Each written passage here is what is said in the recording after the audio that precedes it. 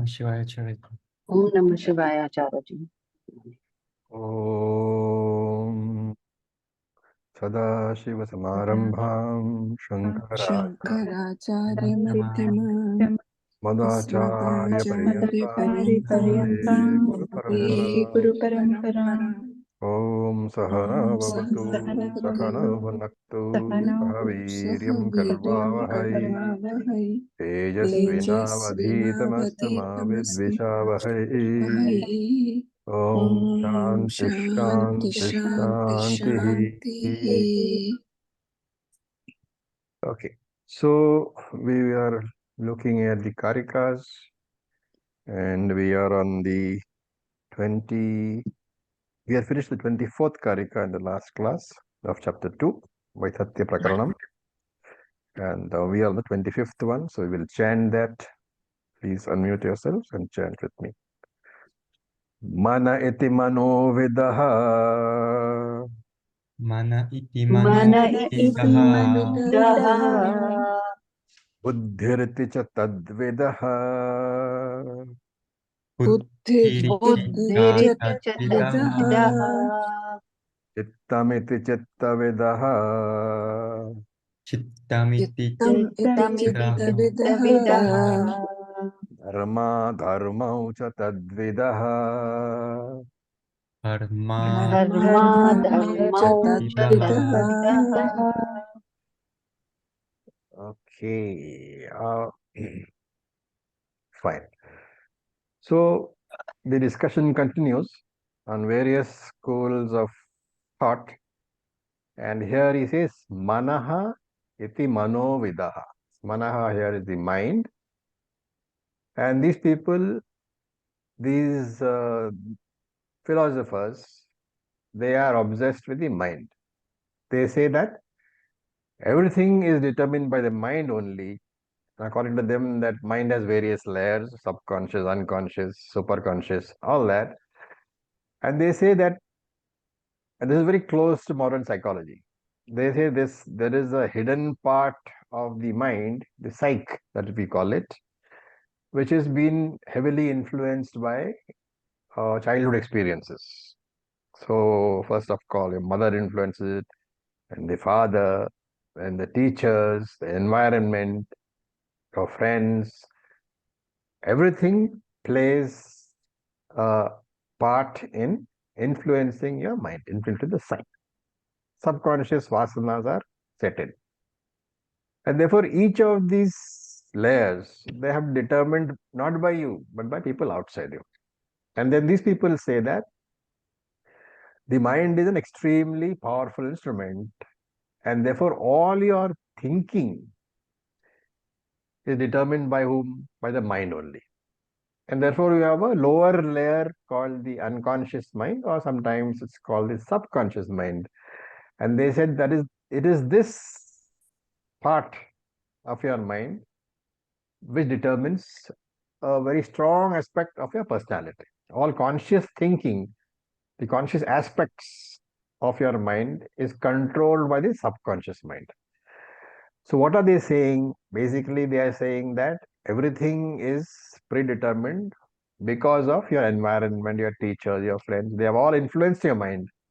Therefore, your free will is only a very small part which you have in your hand.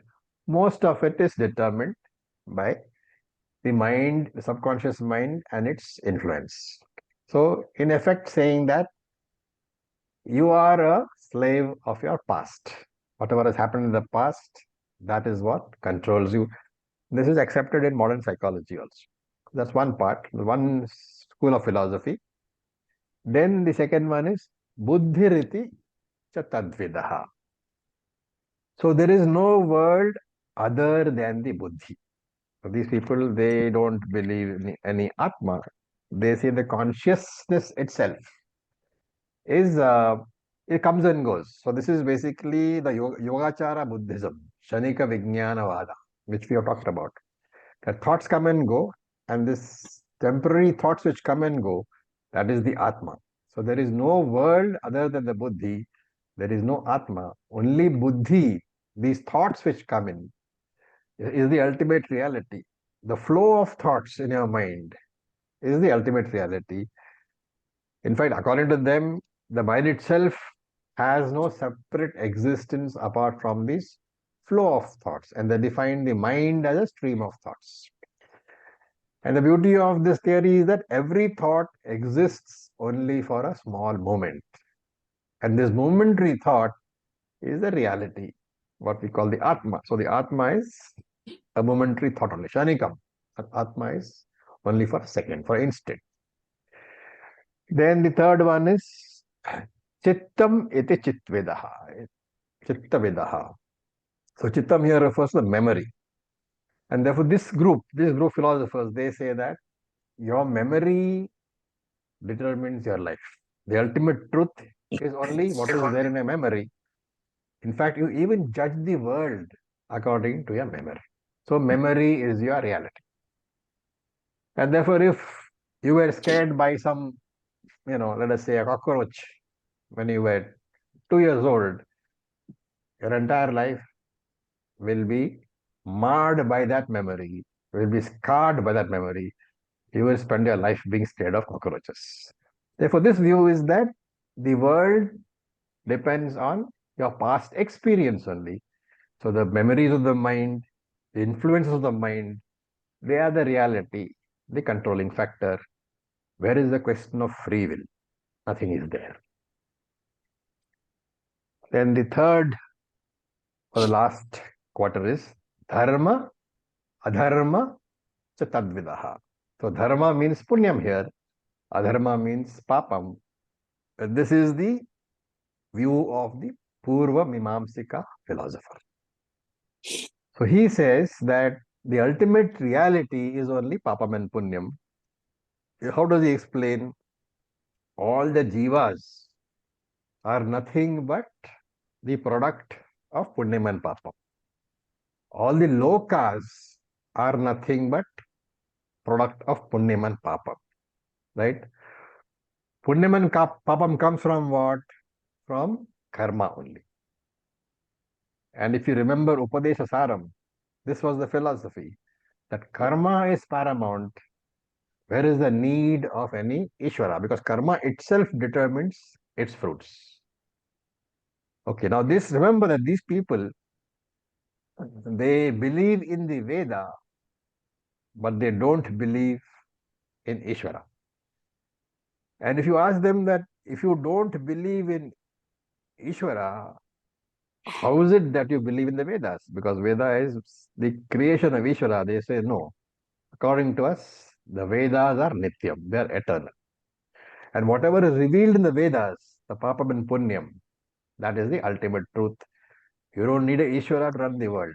Karma itself decides. Right?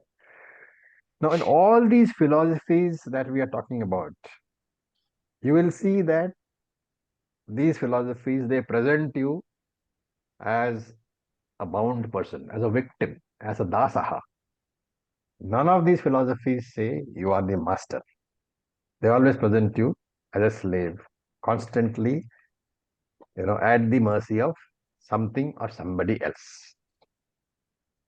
Okay, now we look at the next Karika. That is the 26th Karika.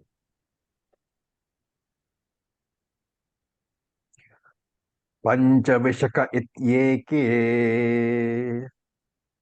Panchavimshaka Eke ityeke Panchavimshaka ityeke Panchavimshaka Panchavimshaka Eke ityeke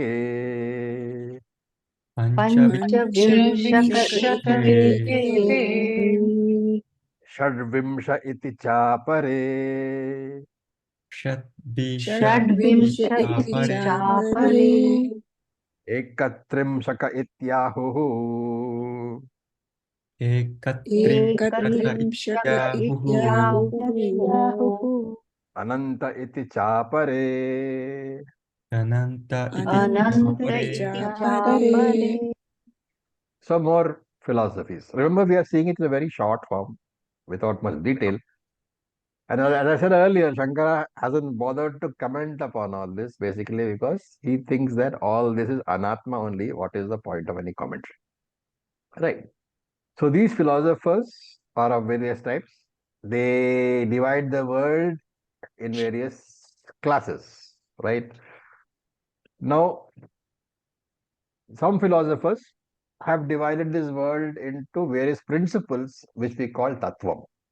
And this is what is being said here. Pancha Vimshaka iti eke. The eke, some philosophers, Pancha Vimshaka iti. They divide the world into Pancha Vimshakam 25.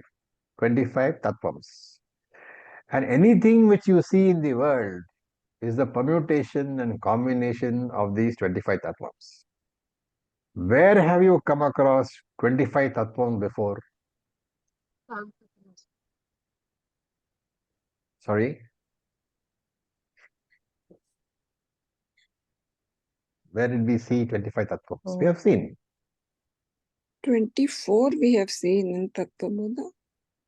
Chaturvimshakam. Chaturvimshati. Okay, but this is Kapila Muni. So he divides this into 25 tattvams. So Sankhya philosophy is being presented. In some circles, they call it 24. In some circles, call it 25. If you add Ishvara, it becomes 26. Okay, now Sankhya does not include Ishvara. So it is Pancha Vimshaka, 25.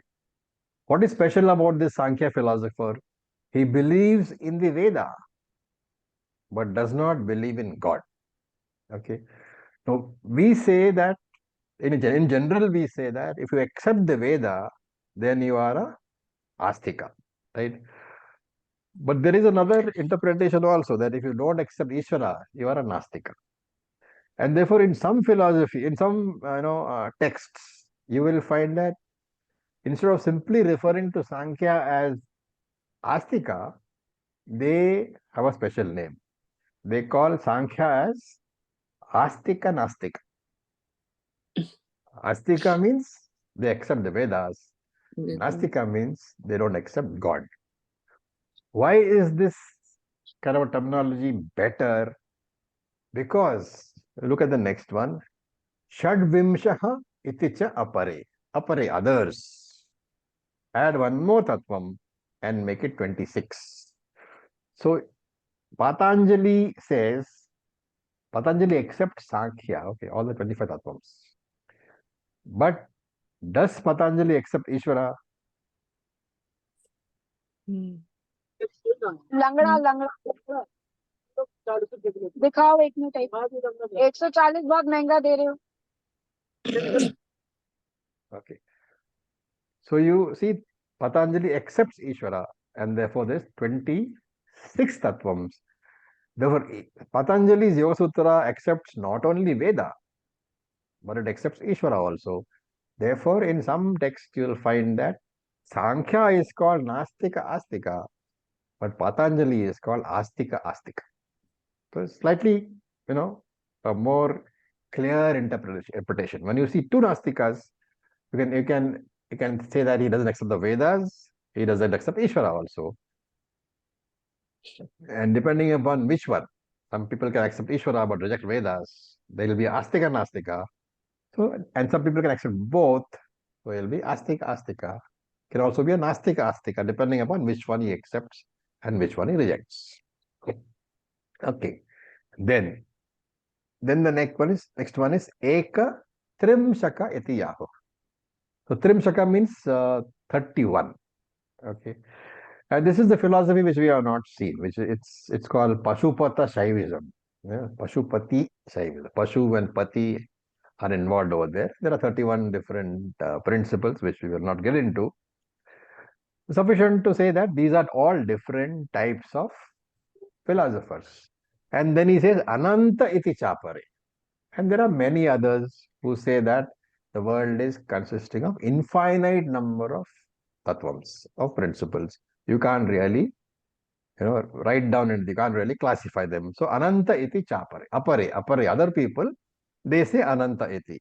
Tattvams are many, many, many, infinite in number. So one question here is,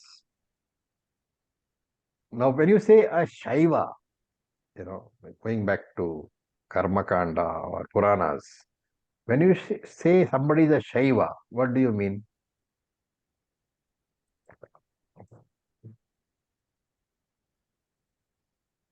Ishta Devata is Shiva. Ishtadevata. They accept Shiva as the, not Ishtadevata, okay.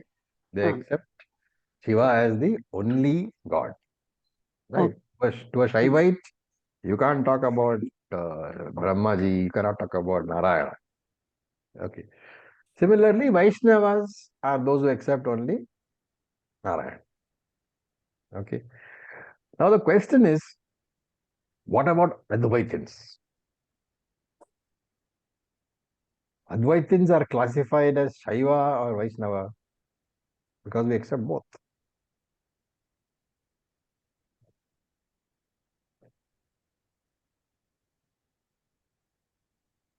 What is the answer?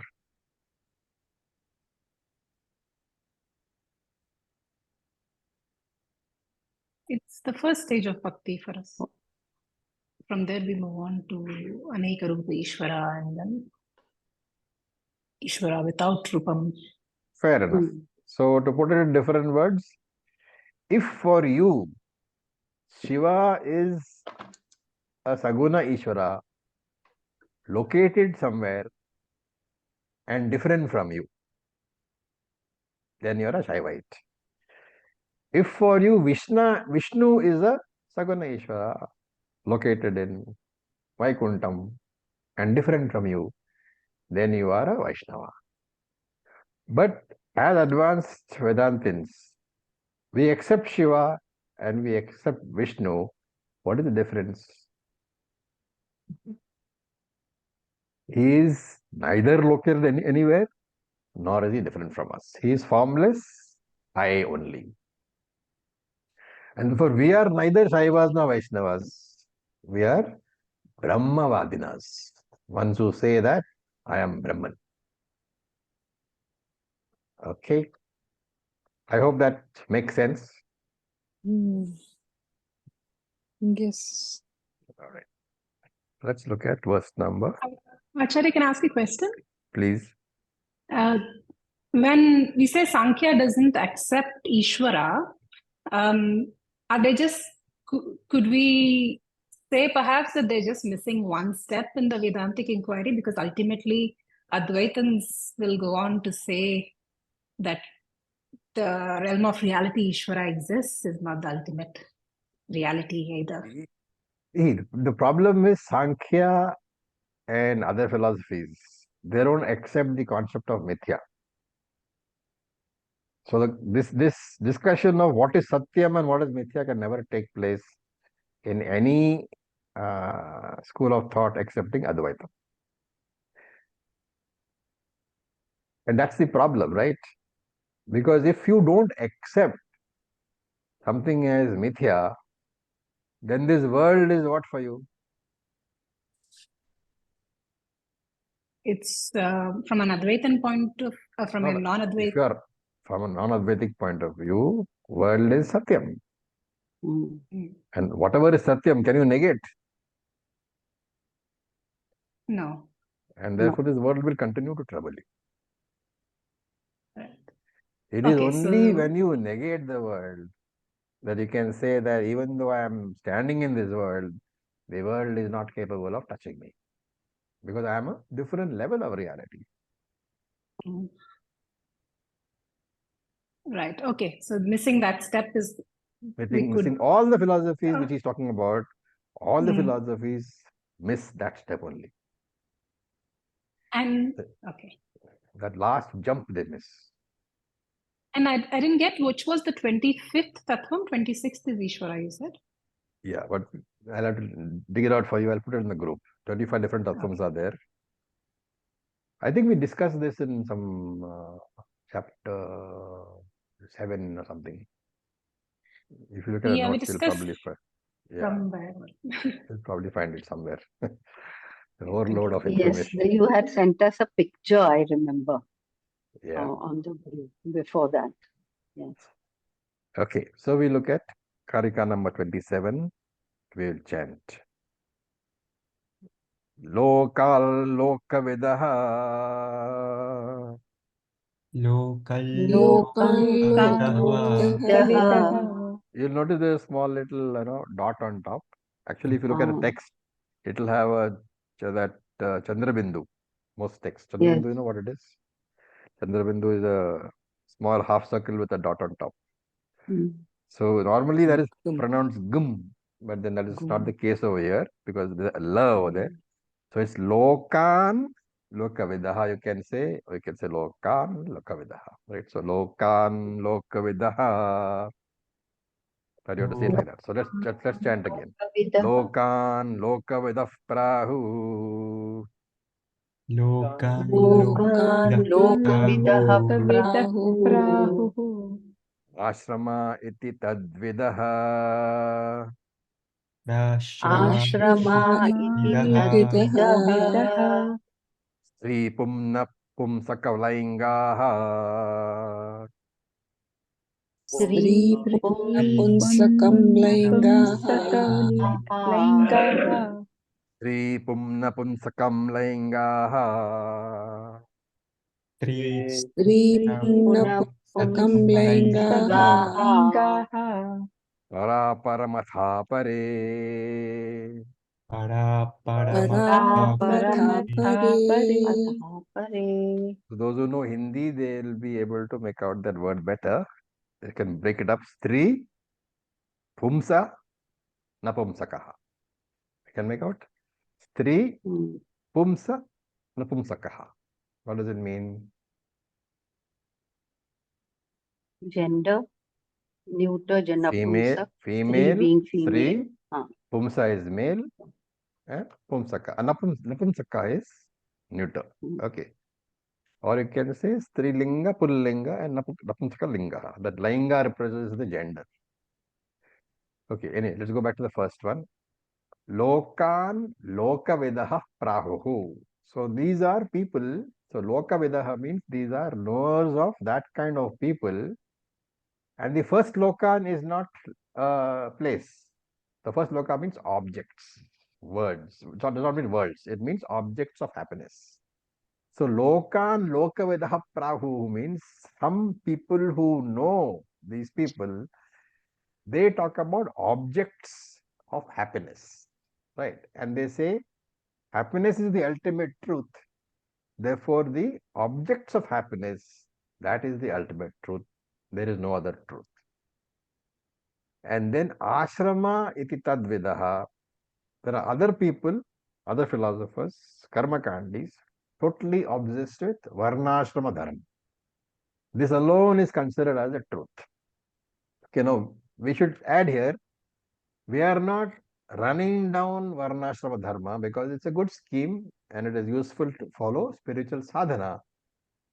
But like all sadhanas, there comes a stage when the sadhana is no longer useful because it has fulfilled its purpose and then we have to leave it behind. So varnashrama dharma use, purify yourself, get chitta shuddhi, and then drop it. That we have to add as a side note to this discussion. It's not being mentioned here because these are people who are obsessed with varnashrama dharma, and for them, the dharma itself is the end in itself, right? Those people, they give high importance to varnashrama dharma duties, rituals, but they don't talk about the end, which is chitta shuddhi, and then the next sadhana, which is jnana. Okay. Then stri, pumsa, napumsaka, lingaha. So lingam. Lingam means the indication. Lingaha here is people who are obsessed with this kind of words, right? For them, basically they are grammarians, obsessed with words and the gender of words. So lingam here is talking about not only the gender of people, but since they are grammarians, they are people who are obsessed with gender of words. That needs some explanation. What is the gender of a word? Anybody wants to try? Because it's not there in English. In English, when you say wife, not only is the word female, pada is female, padartha also is female, right? The word is female, the object pointed out by the word is also female. But Sanskrit is not like that, right? For example, in English, supposing you are pointing to an object which is neuter gender, the word itself will be neutral in character. Now you take the word, for example, nada. Nada is what? Music. Okay, nada is a river, right? That nada is masculine gender. Well, the object is what? Feminine gender, right? Okay, fine. Let's take, for example, the word mitra. Mitra is the word itself in Sanskrit. Mitra means what? Friend. The word itself is neuter gender. Mitra word is neuter gender. But remember the padartha, the object which the word is pointing to, which gender will the object be? When I say my friend, which gender is the object?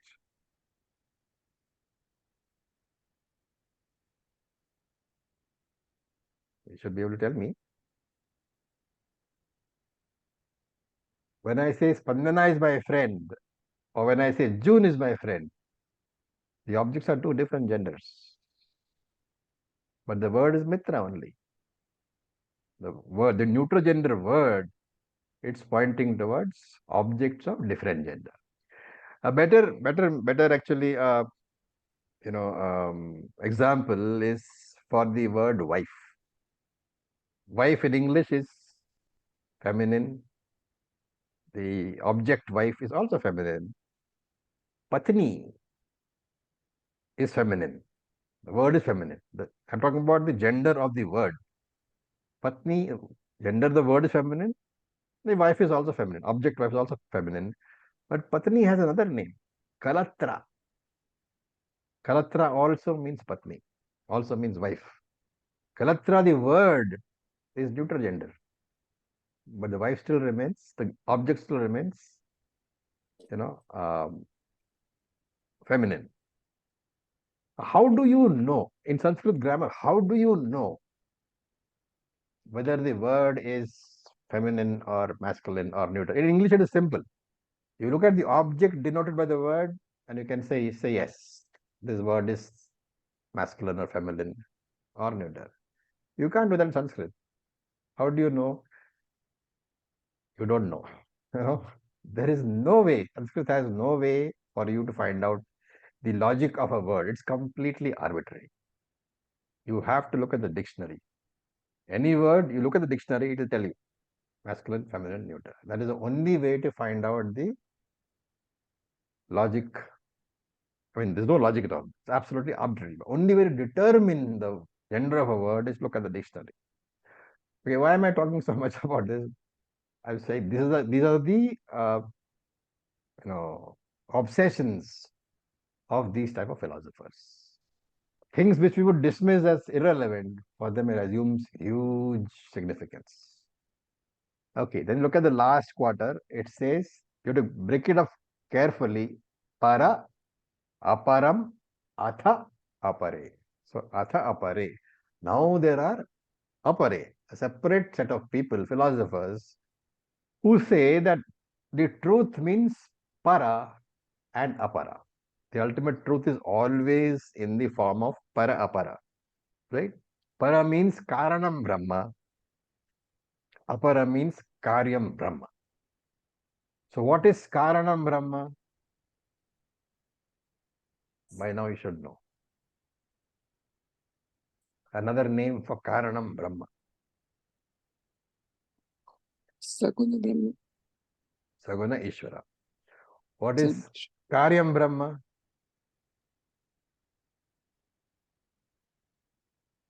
Jagat. Jagat and Jiva. Right? Both are Jiva. products. Karanam Brahma is the creator.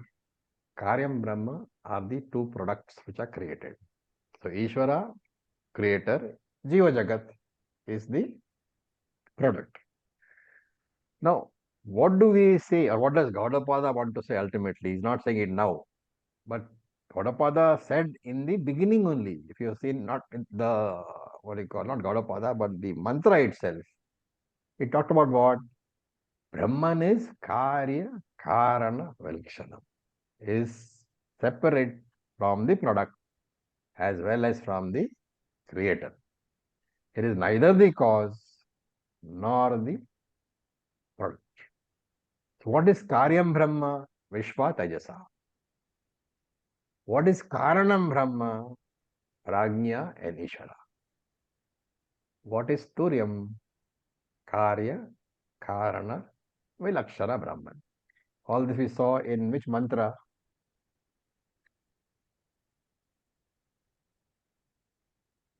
The most famous mantra was what? Mantra number 7. Okay, we'll go back and look at that. 7. 7. Is All right. it 7?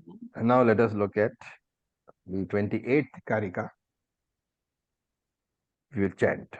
Shrishtariti Shrishtavidaha. Rishtiriti Shrishti Shrishtavidaha. Laya iti cha tadvidaha. Laya iti cha Laya iti cha tadvidaha. tadvidaha. Utir iti sthitividaha. Sthitiriti Stitividaha. Sthitividaha. Sarve chehatu sarvada. Sarve Sarve chehatu Chehatuha. sarvada. So Srishtir iti Srishtividaha. Srishtividaha means the people who talk about creation. There are some people who talk about various theories of creation, and they say that that alone is the ultimate truth. Now, to look at a broader canvas, there are theories of creation, multiple theories are there. There is one which is called abiogenesis. Do you know what that is? All the doctors should know anyway.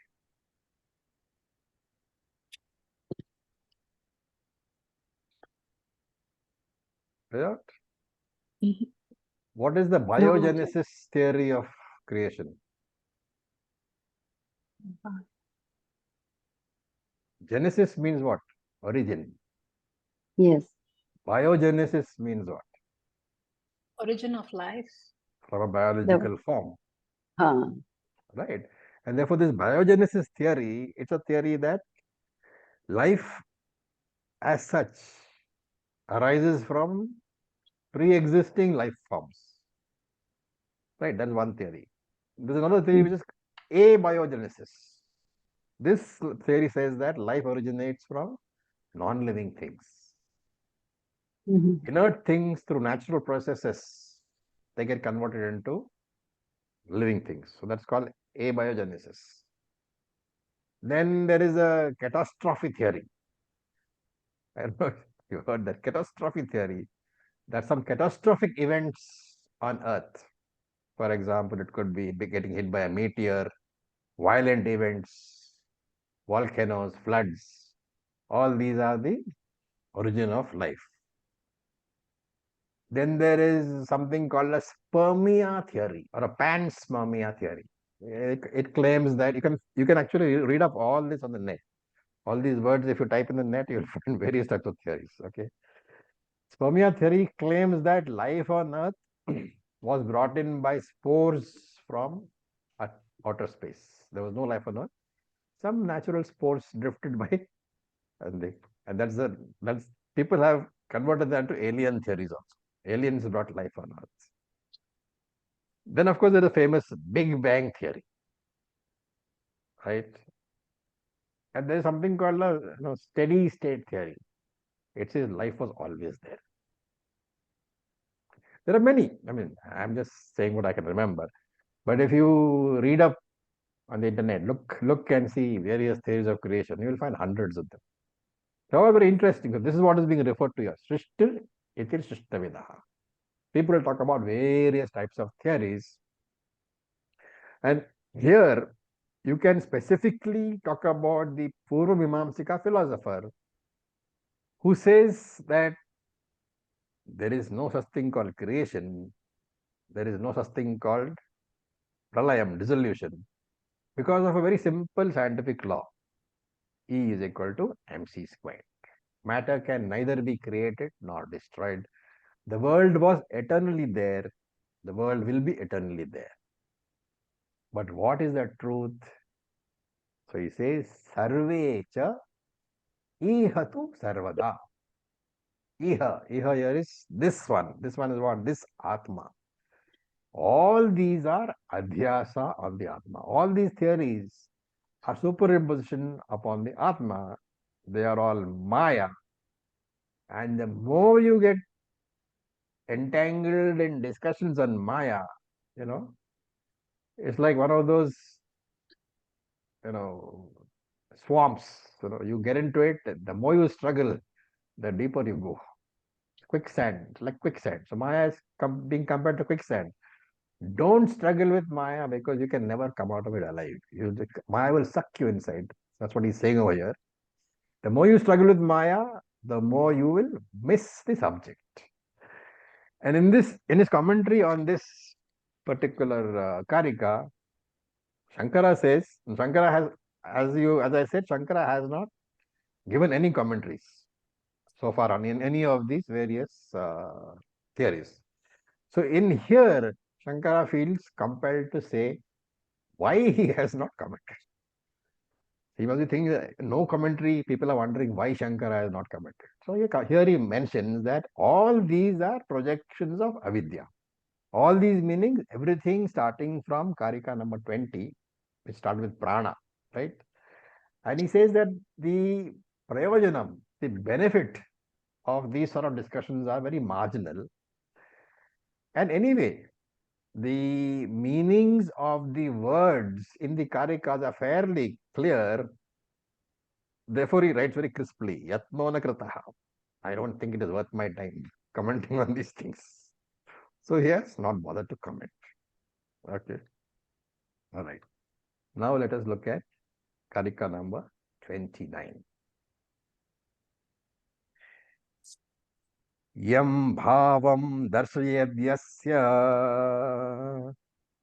Yam Yam bhavam bhavam Bhavam darshayadya darshayadhyasya bhavam satu pasyati tam tam Tam bhavam bhavam bhavam satu satu pashyati pashyati tam chavati sa bhutavasau Tam tam tanchavati chavati chavati vasau sabhutavasau tadagraha samapayiti tam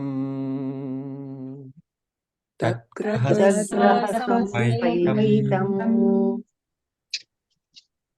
So, what has been conveyed so far? Every human being is influenced, is conditioned by some sort of philosophy. What is that particular philosophy will depend upon factors like whose influence has been paramount on them.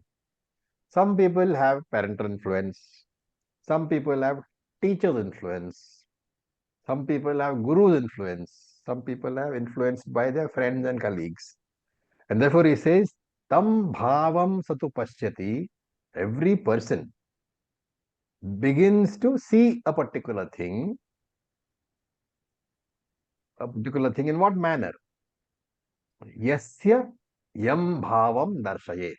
In that manner which has been pointed out to him by somebody else.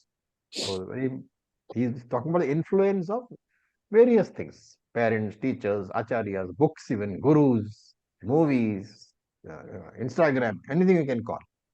Whatever influences you, that is what conditions you, right? And he says, Tat graha. Having understood or having been convinced about these teachings, tam samupaiti. Those teachings overpower that person. So the person who is dedicated to, Puranas, he will say Krishna is God. Somebody else will say Allah is God. A third person will say Christ is God.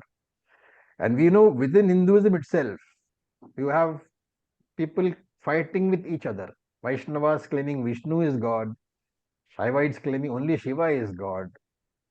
So what is being said here is that initially he has a view, right? So you can say he possesses a view initially. Later on, he obsesses about the view in such a manner that the view possesses him. Instead of him having a view, now he is overcome by the view. So one gets conditioned to such an extent by the view which you have, you refuse to analyze the view, you refuse to look critically at the view, you refuse to even question what the teacher has said or the friend has said, you become a fanatic, right? Remember one thing, that when I accept a view unconditionally, without questioning it, without looking at the logic of it, I will never be able to defend it. And therefore, I don't like to get into arguments. I will try to convert everybody to my side without making an inquiry to see whether I am right or not. Right? I don't question my system. And therefore, there is no question of inquiry at all. But when I hear some other view, that view threatens me. And therefore, I threaten the person that you are a heretic. You will go to hell because you are not doing this. That is the foundation of fanatism. And therefore, what is being said here is that whatever view people have, let them continue in their view. Right? Remember that if it is a worship, whoever you worship, whether you worship Jesus or Allah, or Buddha, whoever you worship, finally, that worship, if done with enough devotion, should give you Chitta Shuddhi. After having given you Chitta Shuddhi, it should lead you to Jnana. And one thing we must always remember, that even when you feel that your friend or even your relatives, they are worshipping only mithya, remember that there is no such thing as 100% mithya. Mithya can never be 100%. Why?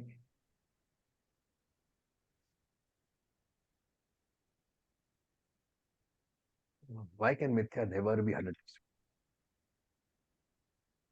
It's a dependent reality. There is always It's a something dependent being. reality, right? And whatever it depends upon, that is the satyam. So, for example, you cannot have a rope snake without the rope. The rope snake is mithya, but in the limited example, the rope is satyam. You cannot have mirage water without what?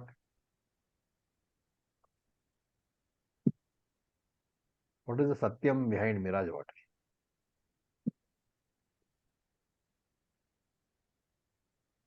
No? The sand and The the sand illusion Hot of the sand. in the sun. desert, the sand in the Hot sun. sand is the satyam.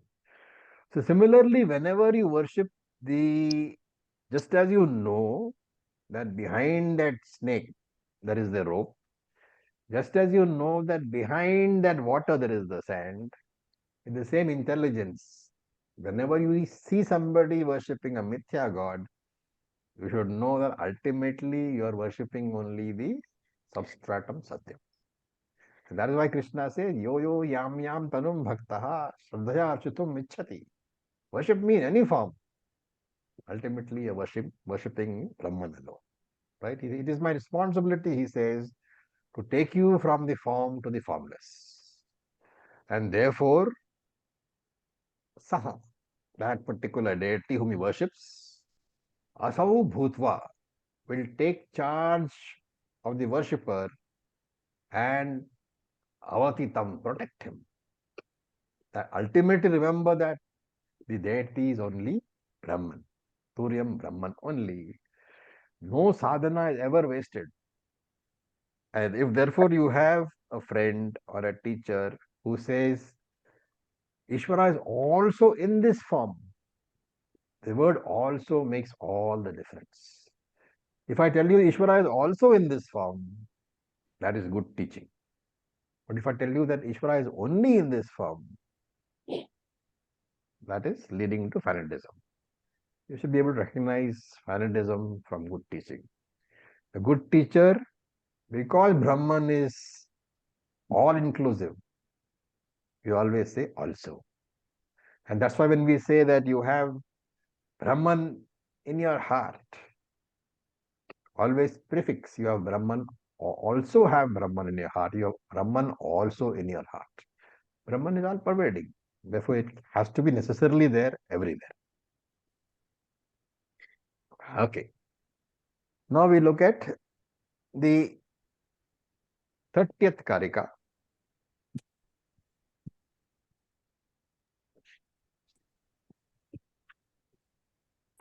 We chant.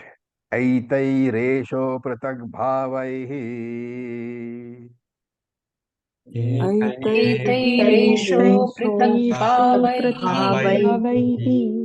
पृथगेवेति लक्षितः पृथगेवेति लक्षितः एवं यो वेद तत्त्वेन एवं एवं यो वेद तत्त्वेन कल्पयेत्सो विशङ्कितः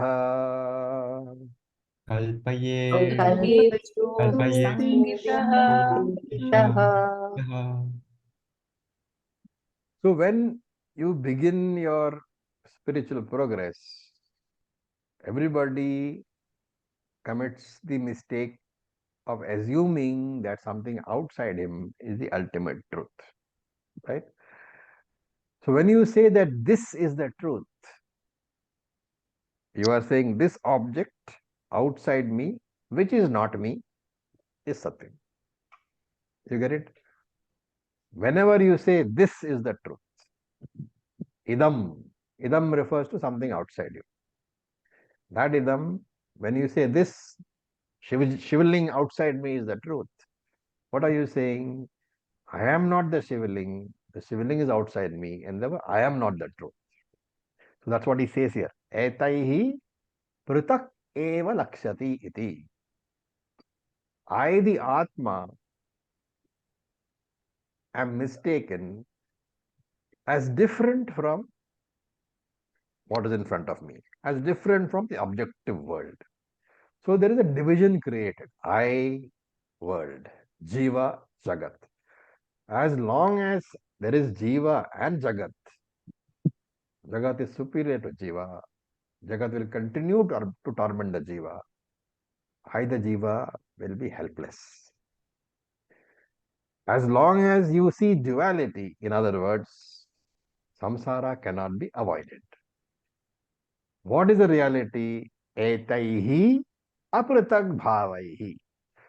So the pratageveti is the second part of the second pada. Remember, in this 30th month, 30th Karika, pratageveti lakshitaha, you see differently.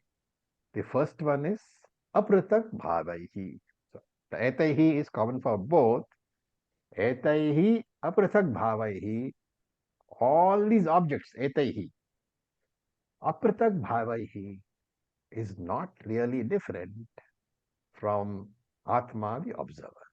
So Atma, the observer, etaihi, bhavaihi apratak, is not different from any object at all. The observer and the observed are the same. And therefore, when I start my worship, I can worship any deity. And of course, that starting is the worship with deity superior to me.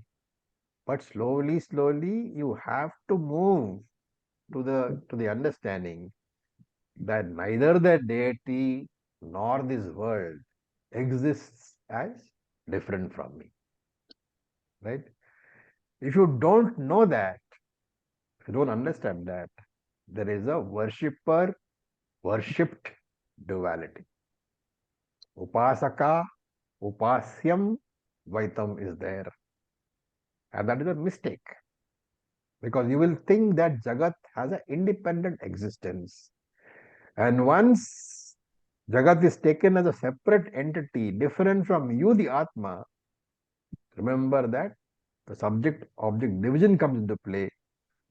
What is the problem between subject and object division? What is the problem when two things are there? Each limits the other. So if you take the world as different from you, are you limited or are you infinite? You are limited. You can never claim yourself as infinite Atma. You can never be free from limitation. You can never be free from mortality. And this is the exact problem with all the philosophies which he has talked about. In all those philosophies, the subject object division is manifest. And as I mentioned, as long as there is a subject object division, how can limitation be overcome? Neither will be neither will be infinite. Both are finite. So even when these philosophies they promise you a higher world, like Vishishta Advaita, go to Vaikuntha, go to Kailasha, remember you are preserving the Dvaitam, the duality of subject and object, you are preserving.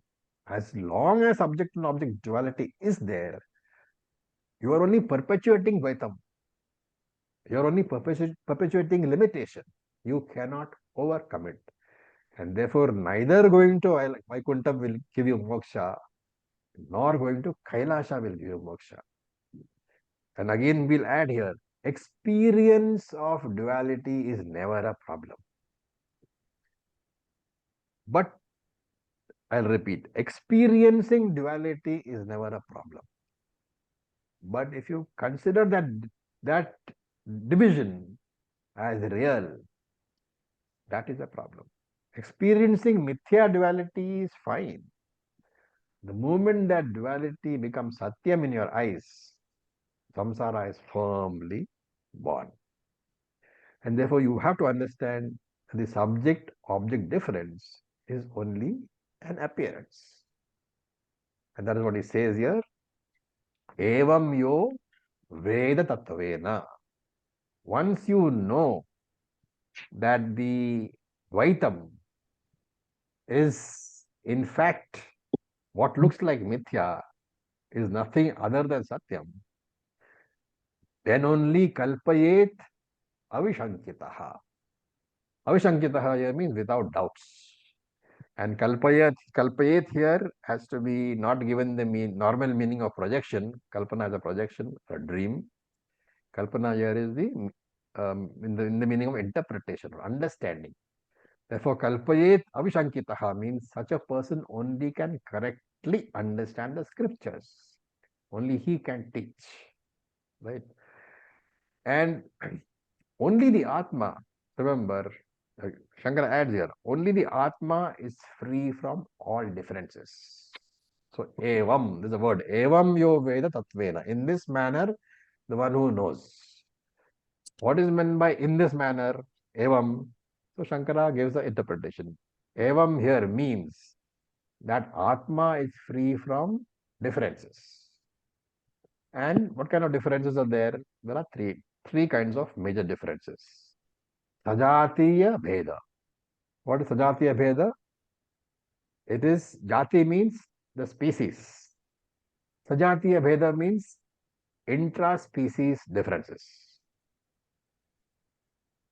Intra, not inter. Right? So the difference between me and June, both of us are human beings, one species, but there are differences. So Sajatiya Bhedaha, free from intra-species differences. Then Vijatiya Bhedaha, free from interspecies differences. Sajatiya means intra-species. Vijatiya means interspecies.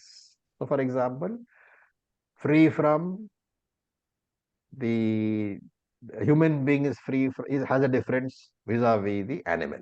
4 legs, 2 legs, all those things. So Vijatiya Bhedaha is also not there. And Swagata Bhedaha, internal differences. Like I have different parts, hand, leg, nose, teeth, tongue, ears. That kind of differences is also not there. So Atma is free from all these types of differences. Sajatiya Bhedaha, Vijatiya Bhedaha, Swagata Bhedaha. Atma is free from all these differences. All these three are meant by the term evam, in this manner. So this person who understands in this manner, in evam, he only can teach. Others may use Veda Pramanam, but if they don't understand in this manner, they don't know how to teach. So the one who used Dvaitam as a stepping stone, and having used Dvaitam, then comes to Advaitam, he only has understood the scriptures, he only can be a real teacher. Unless you have left Dvaitam behind and come to Advaitam, you are only in a giant wheel. You will go round and round and round. You will never reach anywhere. So with this, we'll stop for today. Any questions? Acharya? Yes, It's please. so this question comes from a recent conversation I was having with someone who's now struggling to do their sadhana because they can't get over this feeling that free will is an illusion, you know, and of course I initially mentioned all the things that it doesn't fit with our perception of how the world works, that it's all random and things like that. Could we mute someone? No, you're fine. Okay. Oh, one thing, I'll mute everybody. You can unmute yourself. Right. Okay, unmute yourself. Yes. So I finally ended up with the framing. I wanted to check if this would be accurate to say in this perception of reality where you believe there is birth, there is death, there is situations outside your control coming your way. In that level of reality, yes, there is also free will, but it would be accurate to say that when you transcend that, when you in the Paramatmika, in the ultimate reality, there is actually no free will. That is also Vitya. No? So, but it would be till such time you believe you were born and that there are circumstances coming your way, the concept of free will also exists. Would that be accurate? Yes. Free will is restricted to Vyavaharika. Right? Neither Paramarthika nor Pratibhasika has got free will. So free will is a place where your mind is fully functional.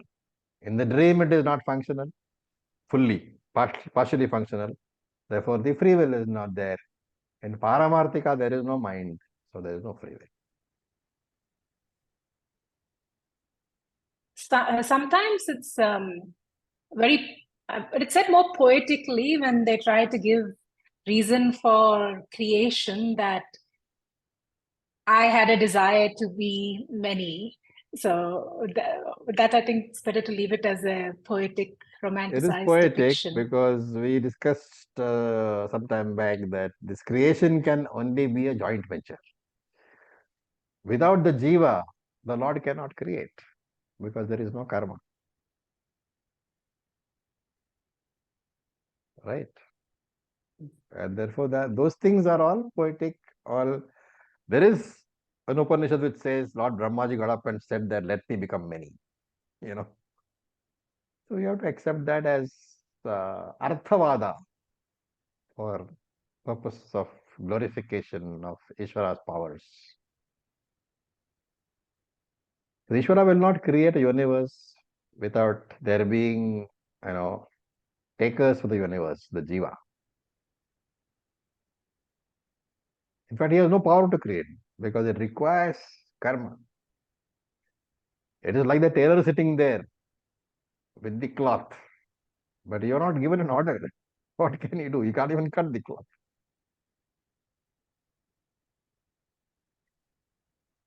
Thank you. Okay, so with this we'll stop. Thank you for your patience.